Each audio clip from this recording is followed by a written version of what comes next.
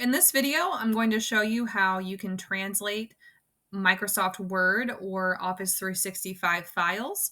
This is another option if perhaps you have an Office 365 subscription or if you happen to have an updated or newer version of the Microsoft Office Word or Microsoft Productivity Suite of tools, then you might have these features available. If you have an older version, you probably won't see these translate options, but there is the option I have also on this tutorial slideshow that shows you another way where you don't have to use any Microsoft tools per se.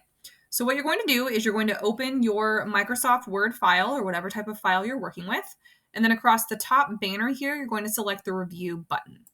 And once you click the review button, there's a couple of options here. We're going to be in this language group here, this language cluster of tools. Now, technically the language button here allows you to set some language settings for your entire document, but what we're going to focus on is where it says translate.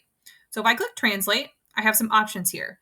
I had already been toggling with this to change it to a different language. So the first time you see this, you probably won't see all of these buttons, but you'll just see choose translation language. So that's what we're going to do. So right here, I see my original documents written in English, and then I'm going to select what language I would like it translated into. So for this example, we're going to do Japanese. All right. And then I'm going to click OK. Now, nothing happens yet because we still have to translate it. We just configured our settings. So if I click the translate button once more, I can do a couple of different things here. I can technically just translate sections of this text, but if I want the whole document translated, I'll select this first option here, translate document. And then I see an alert message pop up. So this is because if you're using the Office 365 version, you won't see some of these same settings here. But if you're just using a newer version of Word like I am, you'll click yes. And then what it's going to do is use a third-party Microsoft tool to translate this document. So it opens another tab on my browser, and then I see all of my text from that Microsoft document translated here. And I can also change this to different settings and languages if I want to just from this pane.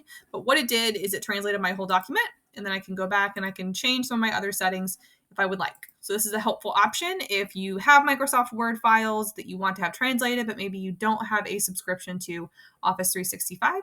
You can still accomplish those translation tasks.